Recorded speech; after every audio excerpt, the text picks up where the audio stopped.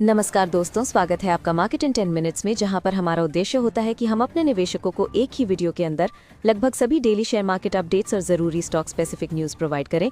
तो हमारी इस वीडियो को लाइक करके हमें सपोर्ट ज़रूर करें, और अगर आप हमारे चैनल पर पहली बार आए हैं तो इस चैनल को सब्सक्राइब करके बेल आइकन ज़रूर ऑन कर लें। साथ ही कॉमेंट में अपना फीडबैक देना ना भूलें, ताकि हम अपनी वीडियो को और भी बेहतर बना सकें। निफ्टी ने पूरे हफ्ते हल्का सा कमजोर रुख दिखाया, लेकिन शुक्रवार को करीब 0.59% की जोरदार तेजी ने साफ कर दिया कि मार्केट में अभी भी मजबूती मौजूद है। आरएसआई 63 पर है और एमएसीडी भी पॉजिटिव है, जो बताता है कि खरीदारी का मोमेंटम अभी मजबूत चल रहा है। अगर निफ्टी 26,350 के ऊपर टिक जाता है तो अगला लक्ष्य 26,600 तक भी जा सकता है। एक्सपर्ट्स कह रहे हैं कि मार्केट की पूरी स्ट्रक्चर अभी भी बुलिश है, इसलिए गिरावट आने पर खरीदारी की रणनीति इस समय सबसे सही मानी जा रही है। शुक्रवार की तेजी ने ये कंफर्म भी कर दिया कि बड़े खिलाड़ी अभी भी मार्केट को ऊपर की तरफ सपोर्ट दे रहे हैं। इस हफ्ते मार्केट कई बड़े घरेलू और ग्लोबल इवेंट्स पर नजर रखेगा, जिनका सीधा असर इंडेक्स की चाल पर पड़ेगा। खासकर सोमवार से ही माहौल काफी एक्शन में रहेगा, क्योंकि कई बड़े डेटा और नीतिगत फैसले सामने आने वाले हैं। दुनिया भर की नज़र अब यूएस फेडरल रिजर्व की बैठक पर है, जहां इस बार 25 बीपीएस की रेट कट की संभावना देखी जा रही है। ये फैसला 9 से 10 दिसंबर को होगा, और इसके बाद जेरोम पावेल की प्रेस कॉन्फ्रेंस भी मार्केट की दिशा तय कर सकती है। यूएस मार्केट्स ने भी अच्छे आर्थिक आंकड़ों की वजह से मजबूती दिखाई। अमेरिका में कंज्यूमर स्पेंडिंग और पीसीई इन्फ्लेशन दोनों अनुमान के मुताबिक रहे, जिसकी वजह से डाउ जोन्स, नैस्डैक और S&P 500 तीनों इंडेक्स हरे निशान में बंद हुए। भारतीय मार्केट भी इस ग्लोबल सेंटिमेंट से दिशा ले सकता है। इस हफ्ते आईपीओ मार्केट में जबरदस्त हलचल रहने वाली है। कुल 5 मेन बोर्ड और 7 एसएमई आईपीओ आ रहे हैं, जिनसे मिलाकर कंपनियां करीब 13,807 करोड़ रुपए जुटाने की तैयारी में हैं।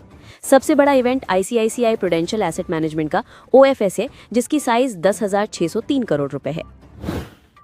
इसके अलावा Corona Remedies, Wakefit Innovations, Park Medi World और नेफ्रोकेयर हेल्थ सर्विसेज भी अपने आईपीओ ला रहे हैं। वहीं विद्या वायर्स, एक्यूज और मीशो इस हफ्ते मार्केट में लिस्ट होने वाले हैं, जिस पर निवेशकों की नजर रहेगी। एफआईआई की बात करें तो शुक्रवार को विदेशी निवेशकों ने 439 करोड़ के शेयर बेचे, जबकि डीआईआई ने 4,189 करोड़ की जोरदार खरीदारी की। इस तरह घरेलू निवेशकों ने मार्केट को नीचे फिसलने से बचाया और सकारात्मक सपोर्ट दिया। चार्ट्स के अनुसार निफ्टी अभी 21 ईएमए के ऊपर टिक चुका है, जो साफ संकेत देता है कि ट्रेंड फिलहाल मजबूत है। अगर मार्केट 26,000 के ऊपर बना रहता है तो छोटे समय में 26,300 से 26,440 तक की तेजी देखने को मिल सकती है। गिरावट आते ही खरीदारी करने की रणनीति फिलहाल सबसे बेहतर मानी जा रही है। रुपए ने शुक्रवार को शुरुआती बढ़त गंवा दी और 89.95 पर बंद हुआ, क्योंकि आरबीआई ने 6 महीने बाद पहली बार ब्याज दरों में कटौती की है। हालांकि आरबीआई का 1 लाख करोड़ रुपए का बॉन्ड खरीद कार्यक्रम और USD $5 बिलियन का स्वैप सौदा रुपए को नीचे गिरने से संभाल सकता है। इस हफ्ते कुछ स्टॉक्स कॉर्पोरेट एक्शन की वजह से फोकस में रहेंगे। 9 दिसंबर को डेक्कन गोल्ड माइंस का राइट्स इशू का रिकॉर्ड डेट है। शुक्रवार को मिसेस बेक्टर्स फूड स्पेशलिटीज का 5:1 स्टॉक स्प्लिट है। भारत रसायन का बोनस इशू और स्टॉक स्प्लिट दोनों एक ही दिन रिकॉर्ड होंगे। न्यूरेका और VLS फाइनेंस भी इसी दिन अपने बायबैक के लिए रिकॉर्ड डेट रखेंगे। निफ्टी ने 26 नवंबर को 26,000 का स्तर पार कर दिया और सेंसेक्स भी 86,000 के ऊपर चला गया, जिससे देखने में तो मार्केट बहुत मजबूत लग रहा है। लेकिन असलियत यह है कि ज्यादातर लोगों के पोर्टफोलियो में ऐसा उछाल दिखा ही नहीं, क्योंकि इंडेक्स ऊपर गया है लेकिन बाकी मार्केट उसकी स्पीड पकड़ नहीं पाई है। पिछले 1 साल में निफ्टी करीब 6 से 7% ऊपर गया है, लेकिन बीएसई स्मॉल कैप इंडेक्स 5% गिर गया है और मिड कैप इंडेक्स सिर्फ 2% चढ़ा है। यानी हेडलाइन इंडेक्सेस भले हाई दिखा रहे हों, लेकिन ब्रॉड मार्केट और आम निवेशकों की होल्डिंग्स उतनी तेज नहीं चली हैं। निफ्टी का ये उछाल कुछ गिने चुने स्टॉक्स की वजह से आया है। अक्टूबर से अब तक सिर्फ 25% कंपनियों ने निफ्टी की 80% तेजी बनाई है। खासकर Reliance Industries, HDFC bank, Bharti Airtel, SBI, L&T और एक्सिस बैंक। ये 6 कंपनियां अकेले 60% की रैली के लिए जिम्मेदार है, इसलिए इंडेक्स हाई लग रहा है, लेकिन बाकी ज्यादातर स्टॉक्स अपने हाई से दूर हैं। ग्लोबल इंडेक्स में बदलाव भी इस तेजी की बड़ी वजह है। जैसे HDFC बैंक का वेट पहले MSCI ने कम कर दिया था, लेकिन अब पूरा वेट मिल गया है। इससे लगभग $2.5 बिलियन भारत में पैसिव फंड्स आएंगे, जिसमें अकेले HDFC बैंक में ही करीब $1.8 बिलियन जाने वाले हैं। ये पैसा सेंटिमेंट से नहीं बल्कि इंडेक्स रूल से आता है और सीधा बड़े स्टॉक्स को ऊपर खींचता है। दूसरी तरफ एफआईआई ने 2025 में करीब 2.67 लाख करोड़ की बिकवाली की है, जो अब तक की सबसे बड़ी सेलिंग है। मजबूत US dollar, India US trade deal में देरी और आईटी, प्राइवेट बैंक्स, एनबीएफसी जैसे सेक्टर्स की कमजोरी, इन सब ने एफआईआई को दूर रखा, जिससे ब्रॉडर मार्केट पर दबाव बना रहा। इस सेलिंग के चलते पैसा सिर्फ बड़े, लिक्विड और स्टेबल स्टॉक्स में गया, यानी मार्केट ऊपर दिख रहा है, लेकिन मिड कैप और स्मॉल कैप वाले हिस्से में लिक्विडिटी घटती गई और वहीं पोर्टफोलियोज को सबसे ज्यादा चोट फैली। रिटेल इन्वेस्टर्स भी धीरे धीरे मिड कैप और स्मॉल कैप से पैसे निकाल रहे हैं। अभी mid cap index 25 times earnings पर ट्रेड कर रहा है और small cap index 23 times earning per. दोनों अपने लॉन्ग टर्म एवरेज से काफी महंगे हो चुके हैं, इसलिए रिटेल भी सतर्क हो गया है। आईपीओज ने भी रिटेल लिक्विडिटी काफी खींच ली है। वित्त वर्ष 2026 में रिटेल इन्वेस्टर्स ने जहां आईपीओज में 30,000 करोड़ डाले, वहीं सेकेंडरी मार्केट से 4,700 करोड़ निकाल लिए। सिर्फ नवंबर 2025 में ही 76,000 करोड़ के आईपीओ खुले, जिससे एग्जिस्टिंग मिड कैप और स्मॉल कैप स्टॉक्स में पैसों की कमी दिखने लगी। गोल्ड और सिल्वर की कीमतें बढ़ने से भी काफी इन्वेस्टर्स ने इक्विटी बेचकर गोल्ड एंड सिल्वर की ओर रुख किया। इससे खासकर छोटे स्टॉक्स में और दबाव बन गया। इन सब वजहों से मार्केट ऊपर से तो मजबूत दिख रहा है, लेकिन नीचे से कमजोर है। बड़ी कंपनियों में इनफ्लोज, इंडेक्स चेंजेस और पैसिव फंड्स की वजह से चमक है, लेकिन दूसरे हिस्सों में एफआईआई सेलिंग, रिटेल आउटफ्लो और लिक्विडिटी की कमी की वजह से गिरावट है। ऐसे फेजेस में इंडेक्स और इन्वेस्टर पोर्टफोलियो के बीच गैप बनना नॉर्मल है, लेकिन इस बार फर्क ज्यादा बड़ा इसलिए दिख रहा है क्योंकि पैसा बहुत लिमिटेड कंपनियों में जमा हो रहा है और बाकी मार्केट उसी स्पीड से रिकवर नहीं कर पा रहा। शुक्रवार और शनिवार 2 दिन बाजार बंद होने के बीच कई स्टॉक को लेकर बड़े अपडेट्स निकल कर आए हैं, जिनका असर सोमवार को शेयर मार्केट में इनके स्टॉक में देखने को मिल सकता है। इसलिए निवेशकों को इन स्टॉक पर नजर रखनी चाहिए। अशोका बिल्डकॉन सोमवार को फोकस में रह सकता है क्योंकि कंपनी को बीएमसी से सियोन पानवेल हाईवे पर बने टी जंक्शन फ्लाईओवर प्रोजेक्ट के लिए 447.21 करोड़ रुपए का अतिरिक्त ऑर्डर मिला है। ये काम उसी प्रोजेक्ट का बढ़ा हुआ हिस्सा है जो पहले से ही कंपनी को मिला हुआ था, इसलिए इसके शेयर में पॉजिटिव रिएक्शन देखने को मिल सकता है। पंजाब नेशनल बैंक ने अपनी रेपो लिंक्ड लेंडिंग रेट को 8.35% से घटाकर 8.10% कर दिया है, जो 6 दिसंबर 2025 से लागू होगी। इसका मतलब है कि बैंक से जुड़ी लोन लागत थोड़ी कम हो सकती है, जबकि एमसीएलआर और बेस रेट में कोई बदलाव नहीं किया गया है। बायोकॉन ने घोषणा की है कि वो बायोकॉन बायोलॉजिक्स को पूरी तरह अपनी कंपनी में मिला लेगी और बची हुई हिस्सेदारी को शेयर स्वैप के जरिए खरीद लेगी, जिसकी वैल्यू लगभग $550 करोड़ आंकी गई है। कंपनी 31 मार्च 2026 तक इस इंटीग्रेशन को पूरा करना चाहती है और इसके लिए QIP से 4,500 करोड़ रुपए जुटाने की मंजूरी भी मिल चुकी है। सियाट ने 250 करोड़ रुपए तक के नॉन कन्वर्टेबल डिबेंचर्स जारी करने का फैसला किया है और अपनी Indonesian unit PT SEAT tyres Indonesia में नया निवेश भी करने जा रही है। कंपनी ने ये सभी निर्णय अपनी हाल ही की फाइनेंस कमेटी मीटिंग में लिए हैं। फिनो पेमेंट्स बैंक को आरबीआई से सैद्धांतिक मंजूरी मिल गई है कि वो स्मॉल फाइनेंस बैंक में कन्वर्ट हो सके। ये पहली बार है जब किसी पेमेंट्स बैंक को ये मंजूरी दी गई है, जिससे कंपनी के लिए ऑपरेशंस बढ़ाने और लोन सर्विसेज शुरू करने का रास्ता साफ हो जाता है। जीआर इंफ्रा प्रोजेक्ट्स को झारखंड में 26.672 किलोमीटर लंबा गिरिडीह बाईपास बनाने का 290.23 करोड़ रुपए का EPC कॉन्ट्रैक्ट मिला है। कंपनी को यह प्रोजेक्ट 24 महीनों के अंदर पूरा करना है, जिससे इसके ऑर्डर बुक में और मजबूती जुड़ती है। केसोराम इंडस्ट्रीज में बड़ा बदलाव हुआ है क्योंकि फ्रंटियर वेयरहाउसिंग अब कंपनी का नया मालिक बन गया है। इस कदम से बिरला फैमिली का कंपनी से जुड़ाव पूरी तरह खत्म हो जाएगा, जबकि कंपनी के 26% शेयर ओपन ऑफर के जरिए खरीदे जा रहे हैं। MTAR टेक्नोलॉजीज को मेघा इंजीनियरिंग से 194 करोड़ रुपए के ऑर्डर मिले हैं, जो सिविल न्यूक्लियर पावर सेक्टर के लिए जरूरी कंपोनेंट्स की सप्लाई से जुड़े हैं। ये ऑर्डर कंपनी की हाईटेक मैन्युफैक्चरिंग क्षमता की मजबूत मांग को दर्शाता है। पतंजलि फूड सोमवार को खबरों में रह सकता है क्योंकि कंपनी ने रशिया सरकार के साथ वेलनेस और स्किल डेवलपमेंट के क्षेत्र में एक बड़ा स्ट्रेटेजिक एग्रीमेंट साइन किया है। भारत रूस के रिश्तों को देखते हुए ये डील भविष्य के व्यापारिक सहयोग को बढ़ा सकती है। SPML इंफ्रा को राजस्थान के झालावाड़ में जल जीवन मिशन के तहत 207.38 करोड़ रुपए का वाटर सप्लाई प्रोजेक्ट मिला है। ये प्रोजेक्ट कोटा और बूंदी जिलों में पानी की सप्लाई को मजबूत करने से जुड़ा है और कंपनी को ये कॉन्ट्रैक्ट एक जॉइंट वेंचर के तहत मिला है। इंडिगो के CEO को DGCA ने कारण बताओ नोटिस भेजा है और यात्री समस्याओं पर जवाब मांगते हुए 24 घंटे का समय दिया है। संतोषजनक जवाब नहीं मिलने पर एयरलाइन पर भारी जुर्माना भी लग सकता है, इसलिए सोमवार को स्टॉक में उतार चढ़ाव रह सकता है।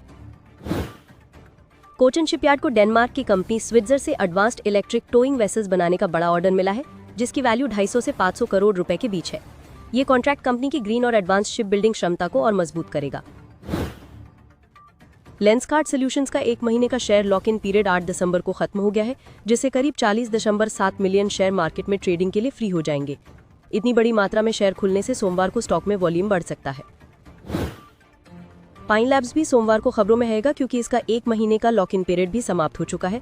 19.8 मिलियन शेयर मार्केट में ट्रेडिंग के लिए उपलब्ध होंगे, जिनकी वैल्यू शुक्रवार की क्लोजिंग के मुताबिक लगभग 489 करोड़ रुपए है।